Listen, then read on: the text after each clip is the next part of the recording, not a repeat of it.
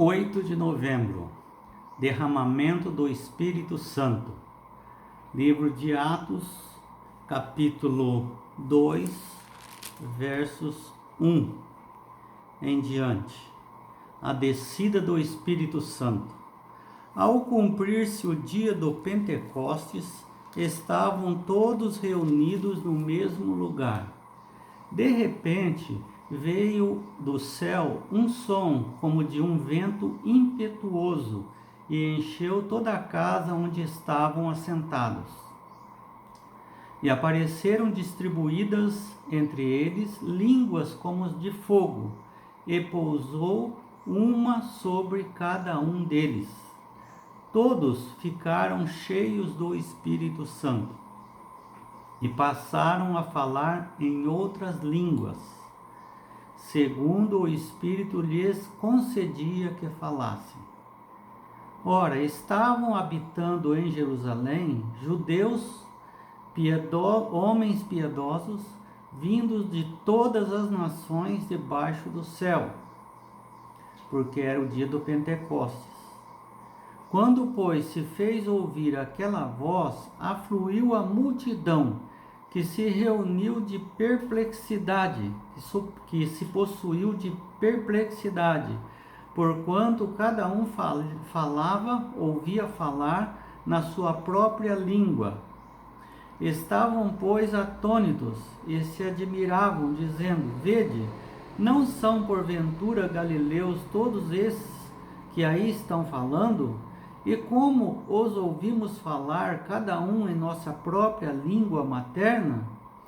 Somos pardos, medos, elamitas, naturais da Mesopotâmia, Judéia, Capadócia, Ponto, Ásia, Frígia, Panfilha, do Egito, das regiões da Líbia, imediações de Cirene, romanos que aqui existem, judeus, prosélitos, cretenses, arábios, como os ouvimos falar em nossa própria língua as grandezas de Deus?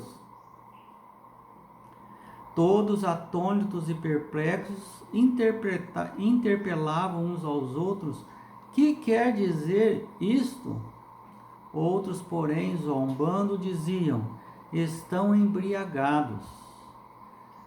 Então se levantou Pedro, um dos 11, e, erguendo a voz, advertiu-os nesses termos: varões judeus e todos os habitantes de Jerusalém, tomai conhecimento disso e atentai nas minhas palavras. Esses homens não estão embriagados, como vindes pensando, sendo esta a 3ª hora do dia, 9 horas da manhã.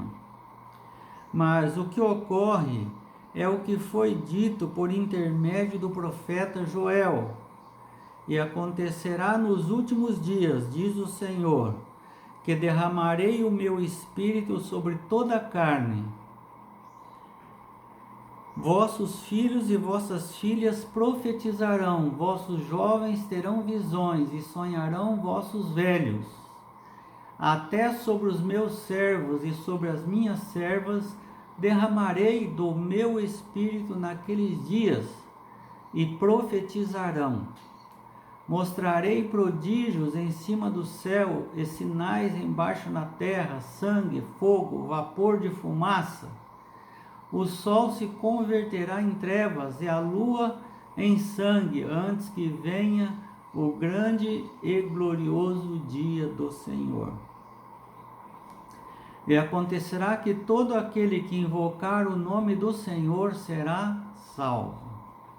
Varões israelitas, atendei a estas palavras: Jesus, o Nazareno, varão aprovado por Deus diante de vós, com milagres, prodígios, sinais, os quais o próprio Deus realizou por intermédio dele entre vós, como vós mesmos sabeis, sendo este entregue pelo determinado desígnio e presciência de Deus, vós o matastes, crucificando-o por mãos de iníquos, ao qual, porém, Deus ressuscitou, rompendo os grilhões da morte, porquanto não era possível fosse ele retido por ela. Verso 37. Ouvindo eles essas coisas, compungiu-se-lhes o coração e perguntaram a Pedro e aos demais apóstolos: que faremos, irmãos? Respondeu-lhes Pedro: arrependei-vos e cada um de vós seja batizado em nome de Jesus Cristo para a remissão dos vossos pecados e recebereis o dom do Espírito Santo. Veja, eles estavam todos reunidos, vieram muitas pessoas de todos os lugares ali em Jerusalém, porque era o dia do Pentecostes.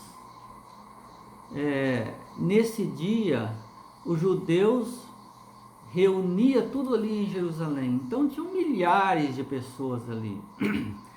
Enquanto os seguidores de Jesus estavam orando, apareceram línguas de fogo sobre a cabeça deles, de cada um deles. Reconheceram então que o poder prometido do Espírito Santo havia chegado.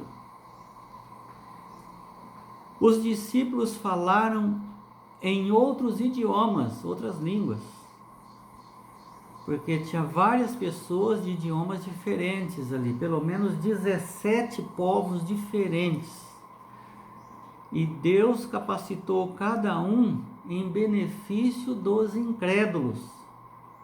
Não é em benefício da pessoa que recebeu o dom, mas em benefício dos incrédulos, para que os incrédulos acreditassem em Deus. Não foi dada para habilitá-los para o céu, nem para facilitar a negociação em línguas estrangeiras. Foi dada para cumprir a missão para com os perdidos. Deus chamou seus seguidores a usar seus dons para o bem da missão, e aquele era um dom que eles receberam. O derramamento do Espírito Santo fez com que muitos se arrependessem da rejeição do Messias. E por certo, alguns deles estavam em Jerusalém quando Jesus morreu, e possivelmente devem ter também rejeitado Jesus. Quem sabe cuspido em Jesus, quem sabe amaldiçoado Jesus, quem sabe zombando de Jesus diante da caminhada do Mestre com a cruz sobre os ombros. E Pedro os acusou de terem crucificado a Cristo. Eles perceberam o que tinha feito. Convictos exclamaram: e agora, irmão, o que nós faremos? Atos 2:37. No entanto, até mesmo eles puderam ser perdoados. Estarão no céu, porque se arrependeram. Nem todos que crucificaram Jesus, que estavam ali, se arrependeram, mas eles se arrependeram, muitos. E Pedro lhes disse: arrependam-se e cada um de vós seja batizado em nome de Jesus Cristo, para a remissão dos seus pecados, e vocês receberão o dom do Espírito Santo. Então veja que, por que não é em nome do Pai, do Filho e do Espírito Santo? Aqui foi um resumo. O mais importante agora era aceitar Jesus, era a verdade presente naquele momento ali. Portanto,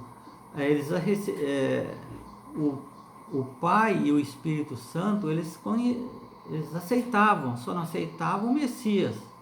Então agora eles vão serem batizados no nome do Messias, de Jesus Cristo. trabalhando juntos em harmonia com o Espírito Santo e uns para com os outros, esses seguidores de Jesus pregavam o arrependimento e o perdão dos pecados, mesmo para aqueles que podiam ter estado diretamente envolvidos na crucifixão de Jesus. Que poder tem o Evangelho? Somos chamados a espalhar o Evangelho ao mundo pecaminoso, caído e corrupto, com pessoas pecadoras, caídas e corruptas, porque o Evangelho é poderosíssimo para Deus transformar a vida dessas pessoas pecadoras. Nosso trabalho não é julgar as pessoas, mas testemunhar do poder de Deus que fez e que poderá fazer. A ideia de que mesmo alguns dos cúmplices da morte de Cristo receberam a salvação nos encoraja em relação a nós mesmos. Se eles foram perdoados e salvos, por que não nós? Nos leva a testemunhar aos ímpios. Se eles são ímpios, por que não seriam perdoados se até aqueles que ofenderam Jesus na sua dor, por que também eles não podem ser salvos? Que Deus nos abençoe para esta missão.